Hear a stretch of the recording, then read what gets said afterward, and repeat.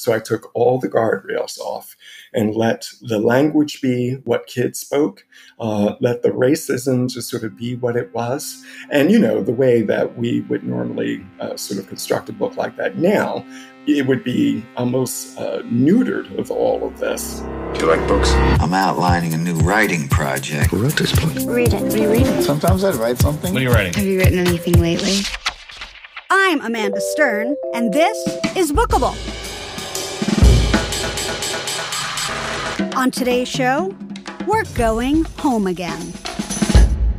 We are all products of our environment. Who we are and who we become in the world is shaped by the place we were raised. Because when you're smaller, the neighborhood you live in is your whole world. Well, I'm all right. Well, our guest today graduated from fireworks shows to nightly street parties. Explores that childhood experience with authenticity, nuance, and humor. Okay. I'm good to go then. Time for an introduction. I'm Shawn Stewart Ruff, author of Finlater. Shawn Stewart Ruff. Finlater is his debut novel, first published in 2008. While it is fiction, the book draws closely from Shawn's personal experiences growing up as a black boy in the 1970s. It covers so much ground, exploring overt racism, interracial friendships, changing demographics, sexual orientation, and first loves. I think it's fair to say that it's an attempt to capture the character of my childhood. The story is so deeply rooted in location, you could practically call it a main character. Well, the setting is in a housing project in eastern Cincinnati called Finlater. Finlater began as a WPA project created by President Roosevelt for poor white people. By Shawn's childhood, those demographics changed considerably, bringing in more and more black families. Despite, let's say, the grumblings of especially the white people living in this housing complex, the children, of course, all got along wonderfully. I mean, we had friends that we raced to school with and hung out with, and they were white kids living in the neighborhood, and they were just as poor as we were. That fellowship didn't last long. There's a kind of violence, barely controlled, as this novel begins. It escalates in tension in all kinds of ways, and in fact, every way. So part of the reason why I chose, this particular period in my life, because it represents something that I really kind of think about this country, that it's a terribly violent country in all kinds of ways. So those were the stakes for me, how to sort of get into that theme of conflict, tension, and violence. From Finlater, page 24. It was mostly moms and their kids in Finlater. Dads were in short supply and seasonal, like the holidays. Having a man around carried weight and earned respect. Nice white women like Mrs. Kavanaugh congratulated Mom on Dad in wordless ways, a sponge cake or a tin of cookies arriving for no good reason. Cliffy Douglass lives in Finlater with his family. Can you tell us a bit about who Cliffy Douglass is?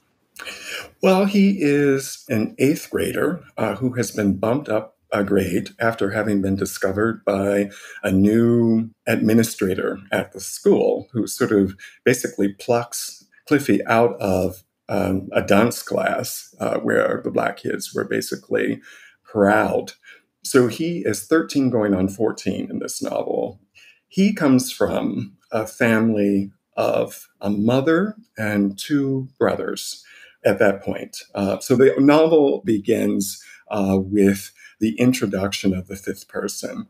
So there are 5 principals in this story. The 5th person is basically a no-account kind of dad, the no-show dad, the deadbeat dad. And he has basically sort of come into town, swooped into town for lots of reasons that have little to nothing to do with the children, and the wife he left behind, basically money. I mean, that's the reason he comes to town. And so he disrupts what was, I think, a pretty well-adjusted and happy childhood for all the boys, for Dudley, Corey, and Cliffy.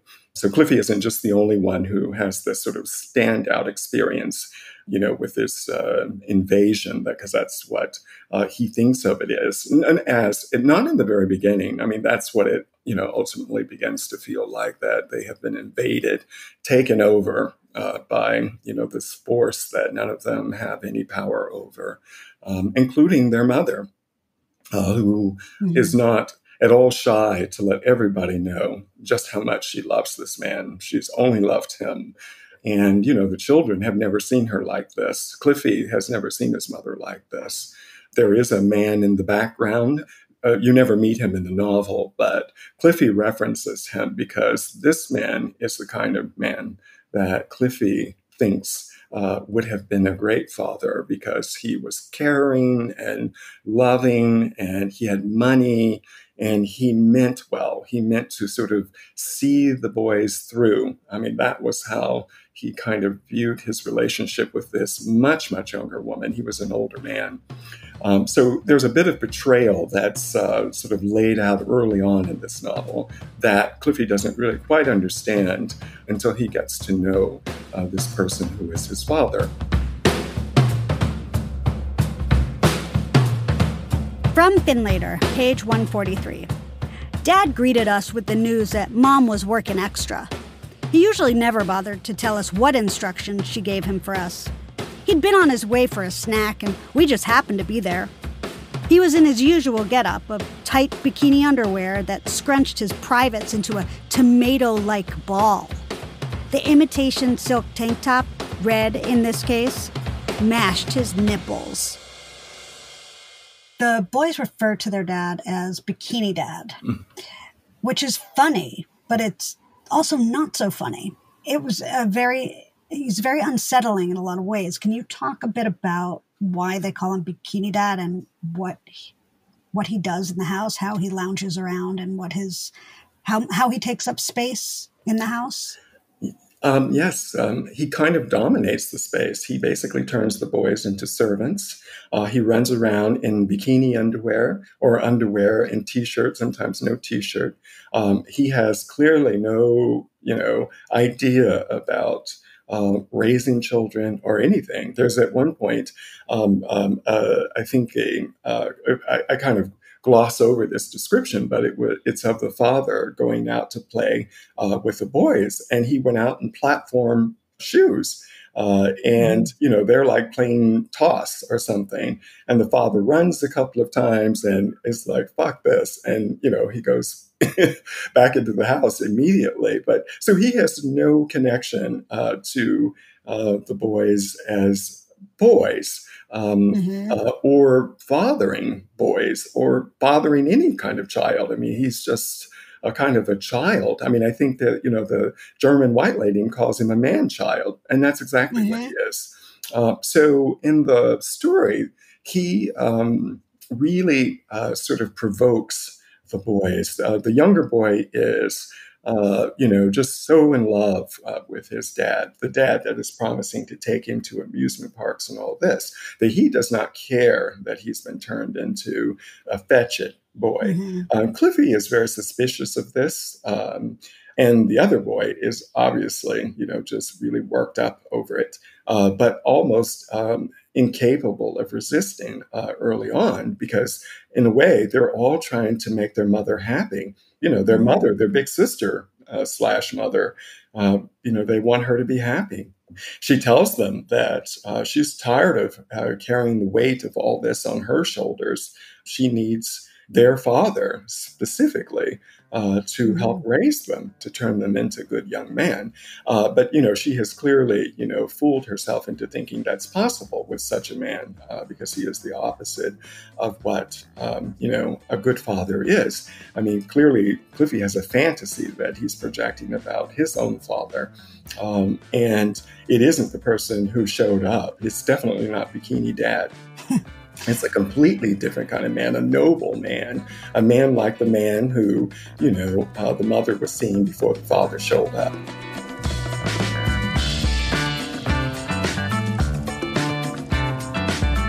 Time for a short break. When we come back, Shawn reveals the inspiration that gave Finlater its edge. And Cliffy Douglass finds love when he meets Noah. Stick around.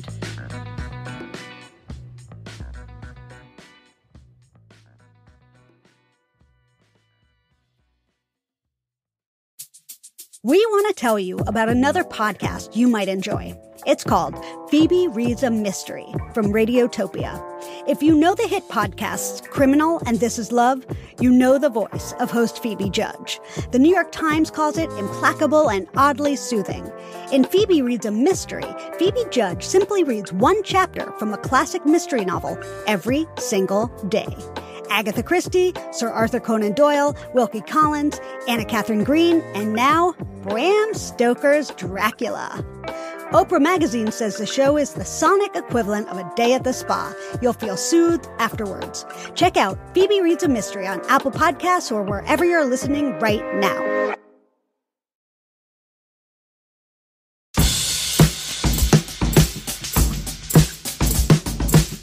Welcome back to Bookable. I'm Amanda Stern here with Shawn Stewart Ruff, author of Finlater. Most coming-of-age stories include first love, and Finlater is no exception. Cliffy falls hard for his, despite it being taboo at the time. This story is a gay story, largely because I felt that gay people would embody everything to make this story come to life in a really, really big way. And the characters themselves not only had to be gay, but they had to be different from each other, fascinated with each other, and ultimately fall in love with each other. So that's where Noah comes from. He comes from a similar kind of outsider experience. And the difference, I think, between the two of them is that Noah is unafraid to proclaim who he is. He insists upon letting people know that he's Jewish and that he does not celebrate Christmas and a whole lot of things. He's a very opinionated boy. And Cliffy is this kind of, very, very smart, but a very shrinking kind of person. He's a middle child used to negotiating, complicated family dynamics as middle children do. So he doesn't really have that sense of standing up the way that Noah does. So you can imagine the instant attraction between the two of them. Cliffy's a bit in awe. And I think, Noah sees something similar in Cliffy in the sense that, the boy, Cliffy, obviously has been put down. Noah first learns about Cliffy when Cliffy has been plucked out of the dunce class. So it would only make sense then that he would understand that they shared something. Mm-hmm.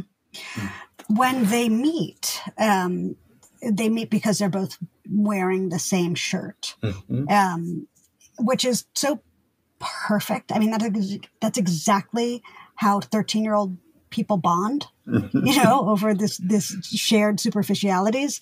And they, there's more to it though. Noah's father owns a clothing store. And so Cliffy perhaps bought his shirt there, but Noah immediately calls Cliffy his soul brother. Mm-hmm. Where was he getting that term from? And I wondered whether he was sort of fetishizing Cliffy's blackness. Yeah, in a way, I think so.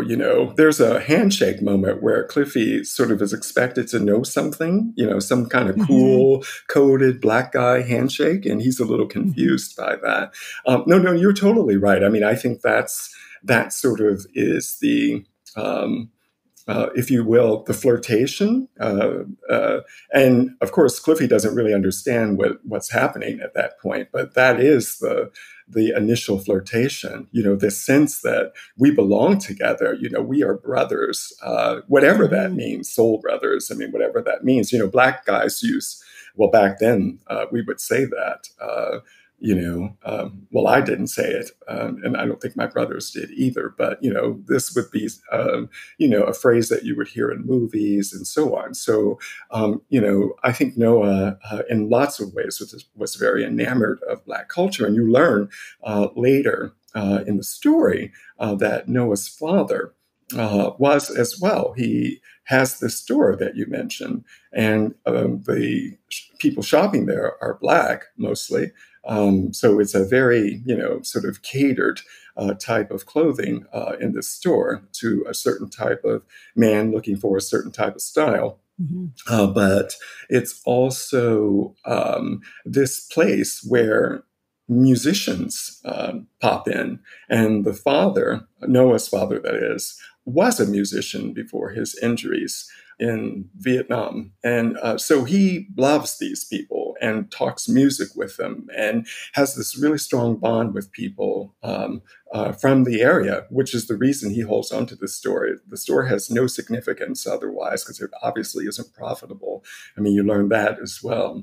So I think I wouldn't say that Cliffy is an object of fetish. I just think Noah has a romance in his mind that he can have a Black friend like his father had so many Black friends. And Noah met many of these Black people who would come into the store in summer when he worked there with his father. So there's a kind of history there that I think Noah feels himself very much a part of. So it isn't really for him, I think, a fetishizing. I think for us as reader, it may come off that way. But of course, we're also reading that book by today's standards, which, arguably is a bit unfair. From Finlater, page 77. Fuck dang, Noah spat. He swerved the bike sharply, and we nearly capsized. What's happening? I shouted into his back. Nothing, just a wrong turn. Then I heard, look, the Jew boy got his spook with him too. One of the posse called out something to the others. Just then, the four of them broke away from the group and pursued us on foot. A Coke bottle whizzed by us and shattered against a parked car. Fuck you, Noah screamed. I saw Larry Clark's Kids, that film that he made with Harmony Korine. And I just totally understood my story after watching that film. Or my story as in my novel, not my personal story, but as in like where my novel would go. So I took all the guardrails off and let the language be what kids spoke, let the racism just sort of be what it was, as was the case in those times. It was nothing to hear your friend's parents say, I don't want that nigger in this house, that kind of thing. This is the kind of experience that we kids had in this housing project. So I just took it off, rather I let it speak for itself. And the way that we would normally sort of construct a book like that now, it would be almost neutered of all of this.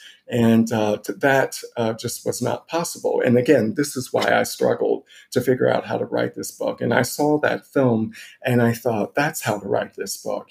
Take the guardrails off, just let it go and let it go where it needs to go. This is not part of I didn't add this into the interview questions, but I'm very curious. What were you afraid of when you were writing this? Well, I always feel just a little sort of squeamish and cringe a bit when I read very, very personal type of writing that is about, parents alive, siblings alive, lovers alive, or something like that. It just makes me feel a little uncomfortable. I mean, I'm, thrilled for the writers who can do that. I'm just simply saying that for me, that's really sort of an impossible task to take on. So I think, my tendencies are more toward obscuring, the things which are definitely me, and only I know those things. And the rest is behind the wall of fiction. So my I think, these books, or this book, well, I've just written a follow-up to Finlater, so after all these years. So I want to say that these books have liberated me a little bit in that regard. I mean, they're still, I consider to be very much fiction, but they stray, and rely heavily upon my own life. Again, in character, less sort of chronological events and, the rest, but most definitely character.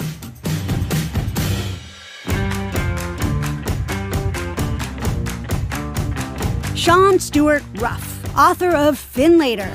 It's published by Quote Editions and is celebrating its 12th anniversary this year.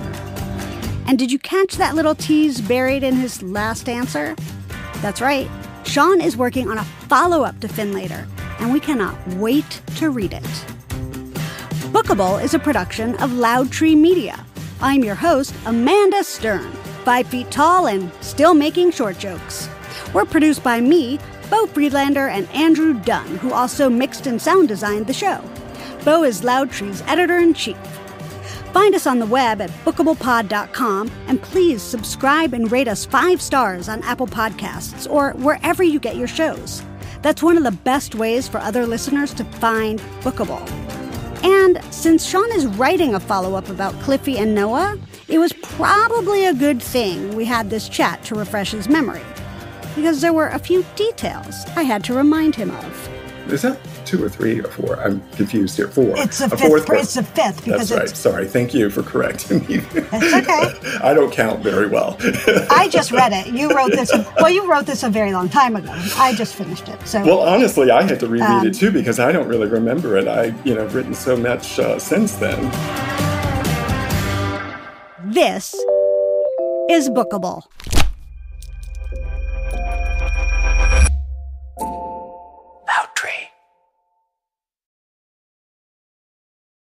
Let's talk about Get Booked, a weekly podcast for personalized reading recommendations. Get Booked allows you, the listener, to write in with your specific reading recommendation requests, whether they're for you, your book club, for a gift, or anything else. Hosts and former independent booksellers Amanda Nelson and Jen Northington answer your requests using their years of combined bookselling experience, and no request is too niche. Want a feel-good sci-fi romp with found family and a side of romance? No problem. Looking for the perfect book for your dad who has only ever read histories of World War II? Amanda and Jen are on it. Need something, anything for your book club to read that will make the members want to actually, read the book? Done and done.